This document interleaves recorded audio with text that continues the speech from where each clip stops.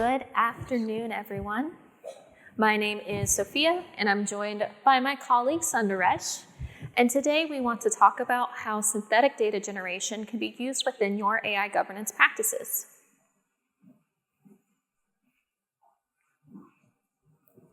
I cannot start my discussion on AI governance without starting on trust. The AI era is here, it's all around us, and we rely on trust in our AI governance initiatives. Trust that your AI is operating efficiently, performant, and we must make sure that the AI that we build that we can trust, the AI that we use that we can trust, and we must ensure and communicate that trust to others. The first group of individuals that you need to convince to trust your AI are the regulators. There is a growing number of AI regulations and standards that will affect you as you start to have your AI worldwide. For example, the EU AI Act, for those of you who have AI operating out of the EU, has non-compliant penalties of up to 35 million euros. I don't know about you, Sundaresh, but I think I have a better idea of how to spend 35 million euros than on non-compliance penalties. Your consumers and end users. AI governance is a competitive advantage. If you can communicate how your AI is used within your tooling and how it is updated and managed, you build trust with your consumers and your end users. And you get an added bonus of looking more confident and comfortable with your AI usage. And then top talent. Top talent wants to see and understand that you are building and using AI responsibly. Now, I work in AI governance, so of course I am biased that I want to make sure that the AI that we build and use is responsible and trustworthy, but working with Sundaresh, I must say he's a great example of top talent at SAS. And Sundaresh, how would you feel if the AI that you developed went on to harm someone? Obviously not good, Sophia. I mean, can there be any other answer? But let me pose you this question. I understand what you mean about good governance being necessary for compliance, reduce chaos, avoiding negative outcomes. That's great. But the thing is, I need a bit of chaos in my life. I like that freedom. And of late, I find enterprises constrain that by making practices too strict. Sometimes the data is there, waiting to be analyzed, but I can't touch it due to restrictions around usage and the content of the data. Sometimes I would like to shape my data to help me attain my outcome. How do you solve my problems there? Now, you've made some great points about the data imbalances and data access. And these are challenges that affect your trust within your AI systems. You cannot have your AI systems without data. Data is what feeds your AI systems and helps develop them. Two challenges I want to talk about when it comes to data and trust in your AI systems. It's how you protect personally identifiable information and how you build robust and representative data for your AI systems. Personally identifiable information is any information that can be used or combined together to help identify an individual. We all have a duty to protect our personally identifiable information. If you leak a data set with personally identifiable information, you could be liable to penalties and, of course, to lost consumer trust.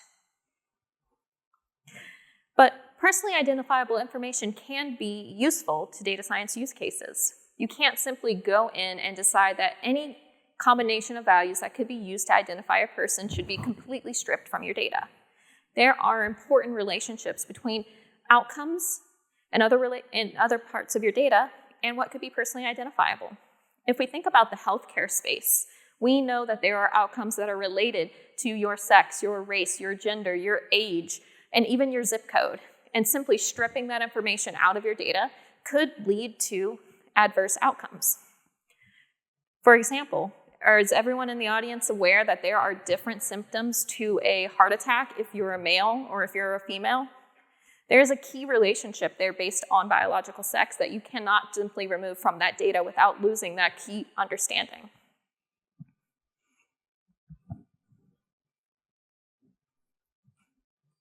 Now let's talk about representative and robust data. When you start to train your machine learning models and your AI, you need to have a representative data set, a data set that represents the population that the model will be applied to. This can help with model accuracy and build a better performing model. And then let's think about robust data. When you are testing your model, you need to have a robust data set for everything that could go wrong, your edge cases, your information that is perhaps out of bounds. What happens if your model sees an unseen value or missing data, or it simply is getting data at the extremes? Will it behave as you expect? A robust data set can really help you test that model. For example, when you bought your car, you had assumed that the automaker took that make, that model, that year, and they tested it in a wide variety of conditions. They tested it in the rain and in the snow. They took fast stops and fast turns. They took it on the highway. They took it through the city to confirm that that car could handle everything that was handed to it. Models should be the same way. You need a robust testing data set that is mimicking all the extreme conditions that that model could be under so that you understand when that model fails and you make adjustments for it. So where does synthetic data generation come in? Using synthetic data, you can create a data set that still holds those relationships that you want within that population, but makes it really hard to re-identify those individuals that the data set was trained on, so that you can have this data that you can share internally with your data scientists without fear of losing personally identifiable information. And for robust and representative data, you can train a data set that mimics the population that you want to apply to, but you can also have a data set that's for testing, where you have a whole series of edge conditions and everything that could go wrong, so that you are testing that data or testing that model robustly before it goes into production and is used for decision making. Sundaresh, why don't you tell us a little bit more about how synthetic data can be used to help better govern your data? Wonderful. Thank you, Sophia. So SAS has been around for more than 50 years, close to 50 years now, mainly because of its portfolio of several solutions. And all these solutions have built trust in the heart of consumers, mainly because they reflect industry expertise and also a keen understanding of the process paradigms under which these enterprises operate. It's that same process-based understanding that we bring to synthetic data generation too, where we provide attention to the upstream and downstream dependencies on synthetic data, as well as the multiple personas involved in creating as well as using synthetic data. Let's look at a quick walkthrough. This example application shows how you tackle multiple synthetic data generation activities through the prism of projects. Projects are useful for governance because they are reusable, they contain valuable metadata, which provides traceability. A crucial component of good governance is the principle of separation. Separation of roles, separation of permissions, separation of data. Here, you see how connectors, data connectors to source data and target environments help us achieve separation so that synthetic data does not contaminate the place where original data resides. Now, another crucial aspect of good governance is the ability to manage clutter. As data scientists, I know you all love a mess because that's the way we operate. We like to do a whole lot of things. Metadata-based search will help you quickly identify the project you're after in order to either carry on improvement, or answer regulators. And once you identify the project you're after, when you enter that, you find that it contains a mapping of all data assets used in the project through this diagram known as an entity relationship diagram. It's automatically derived, but make sure that you understand what the table types are like. For example, transactions represent data that's accumulated over time. It's a sequential data set, whereas an accounts table is a table that's a snapshot at a point in time.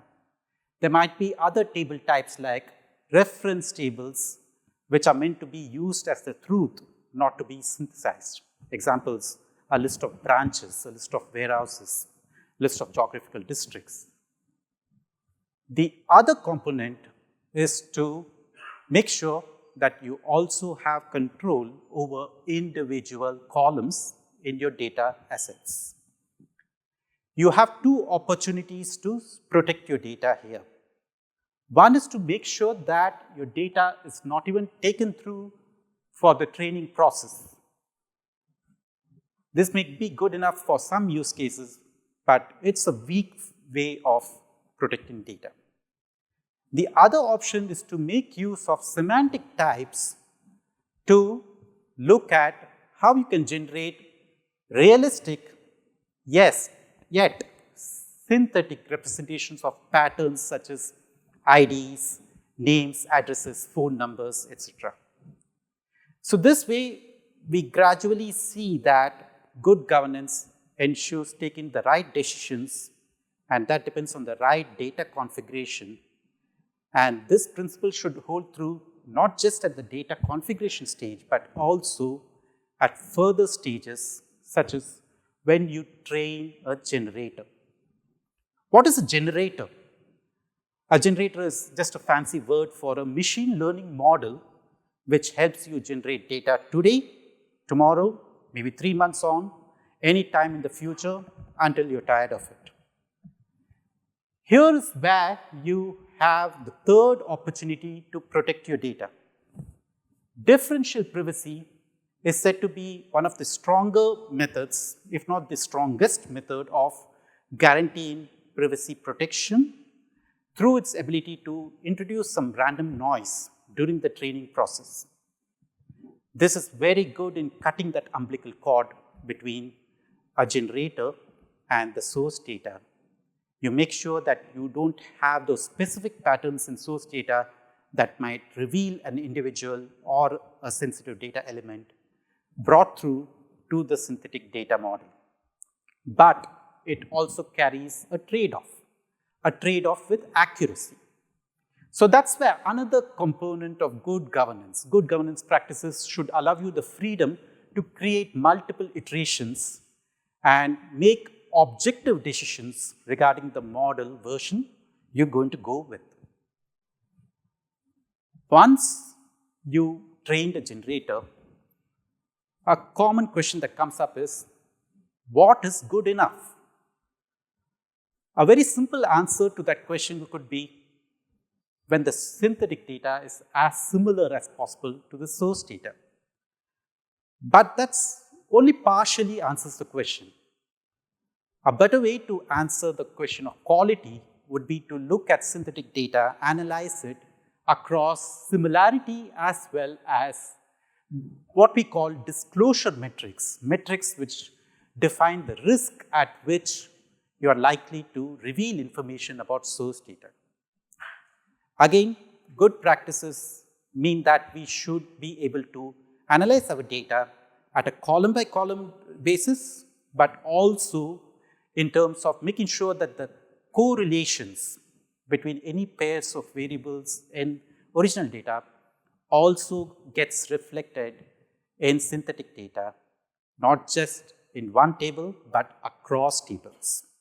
We also need to make sure that if we are generating sequential data involving time series, the fidelity between original data, snapshot information, and sequential information is also maintained. And it's important to realize that it's a bit overambitious to assume that you will get things right the first time around.